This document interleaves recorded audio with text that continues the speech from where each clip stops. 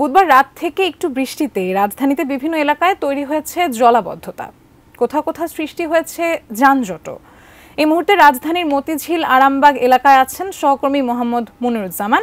আমরা সরাসরি যুক্ত হচ্ছি তার সঙ্গে। মনিরুজ্জামান, আমরা জানি গতকাল বৃষ্টির কারণে জলাবদ্ধতা সৃষ্টি হয়েছে এবং সেক্ষেত্রে আরামবাগ থেকে সেখানকার জলাবদ্ধতার পরিস্থিতি জানাবেন। ধন্যবাদ আদ্রিতা।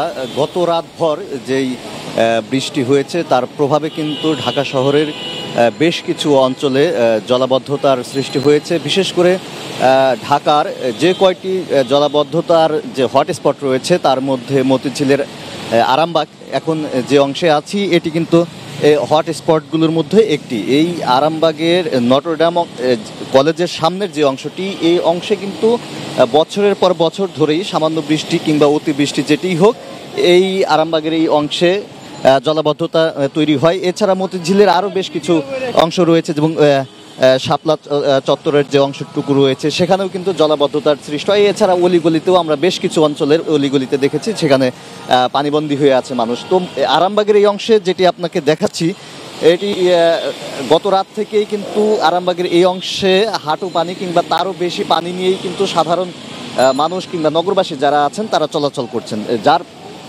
পরিপ্রেক্ষিতে এখানে রাত থেকেই যানজটের তৈরি হয়েছে। যেহেতু জলাবদ্ধতার কারণে যানবাহনগুলো যেগুলো রয়েছে সেগুলো কিন্তু স্বাভাবিক যে গতি সেই গতিতে চলতে পারছে না, কিংবা অনেক যানবাহনের ভেতরে যানবাহনের ইঞ্জিনে পানি প্রবেশ করার কারণে সেসব যানবাহন বিকল কারণে কিন্তু যানজটের তৈরি হয়েছে, যার ফলে নগরবাসী কিংবা সাধারণ মানুষ যারা এই অংশে কিংবা এই সড়কটি ব্যবহার করে চলাচল করছে তাদের দুর্ভোগের কিন্তু সীমা নেই। আমরা দেখতে পাচ্ছি যে এখানে রিক্সা করে কিংবা ব্যক্তিগত গাড়ি নিয়ে যারা চলাচল করছেন তাদেরকে ঝুঁকি নিয়ে চলাচল করতে হচ্ছে। অনেক গাড়ি যেগুলো রয়েছে রাত থেকে বিকল হয়ে সেগুলো কিন্তু চলাচল করতে পারছে না। নতুন করে অনেক জায়গায় আমরা দেখেছি যেগুলো যানবাহন চলাচল করতে গিয়ে ইঞ্জিনে পানি প্রবেশ করে ইঞ্জিন বন্ধ হয়ে থাকার কারণে রাস্তায় আমরা দেখেছি বেশ কিছু গাড়ি সেগুলো বন্ধ হয়ে রাস্তায় রয়ে গেছে, যার কারণে সেই সব রাস্তায়ও যানজট কিংবা যানবাহনের যে ধীর গতি সেটি আমরা লক্ষ্য করছি। 65% পর্যন্ত বিদ্যুৎ বিল সাশ্রয় করে আপনাকে রাখে প্রশান্তিতে। ওয়ালটন ফ্যান হাওয়া বদলে দেয়। তো আরামবাগের এই অংশে যেহেতু দীর্ঘদিন ধরেই এই পানিবন্দী হয়ে আছেন, সামান্য বৃষ্টি কিংবা অতিবৃষ্টি হলে এখানকার স্থানীয় যারা আছেন কিংবা সাধারণ মানুষ যারা এই সড়কটি দিয়ে চলাচল করেন তারা কিন্তু ক্ষোভ প্রকাশ করেছেন, কারণ দীর্ঘদিনেও এই আরামবাগের অংশ থেকে জলাবদ্ধতা দূর করে সাধারণ মানুষের যে স্বাভাবিক চলাচলের যেই ব্যবস্থা সেটি করতে পারেনি কর্তৃপক্ষ। এর জন্য সিটি কর্পোরেশন থেকে শুরু করে এই রাস্তা সংস্কার কিংবা ড্রেনের ব্যবস্থার সাথে যারা জড়িত তাদের উপর কিন্তু ক্ষোভ প্রকাশ করছেন স্থানীয়রা এবং এই সড়ক দিয়ে চলাচলকারীরা। তারা বলছেন যে যেহেতু দীর্ঘদিন ধরেই এই ভোগান্তি এখানে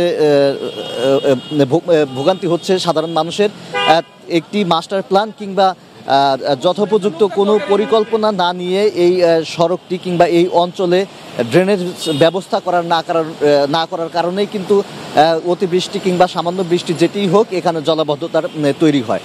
সাধারণত মানুষের ক্ষোভের যে জায়গা যেটি রয়েছে যে এখানে এই জলাবদ্ধতা কিংবা ড্রেনেজ ব্যবস্থার জন্য বেশ কয়েকটি সেবা সংস্থা রয়েছে যারা কিন্তু এই ড্রেনেজ ব্যবস্থা সঠিকভাবে করে সঠিক ব্যবস্থাপনার মধ্যে করতে পারলে এই যে জলাবদ্ধতার যে ভোগান্তি সেটি কিন্তু দূর করা সম্ভব হতো, এটি নগরবাসী যারা তারা অভিযোগ করে বলছেন। তো তাদের প্রত্যাশা যে বর্তমান যেই সরকার দায়িত্ব পালন করছেন, দেশ পরিচালনা করছেন, সেই সরকার এই ড্রেনেজ ব্যবস্থা কিংবা জলাবদ্ধতার কথা মাথায় রেখে ঢাকার যেই সব অঞ্চলে জলাবদ্ধতা তৈরি হয় সেগুলো দূরকরণে সঠিক ব্যবস্থাপনা এবং সঠিক পরিকল্পনা নিয়ে নগরবাসীকে ভোগান্তি থেকে রেহাই দিবেন, এটি নগরবাসী প্রত্যাশা করছেন নতুন সরকারের কাছে। তো এই ছিল আমার কাছে আরামবাগ অংশ থেকে জলাবদ্ধতা এবং ভোগান্তি নিয়ে সর্বশেষ পরিস্থিতির খবর।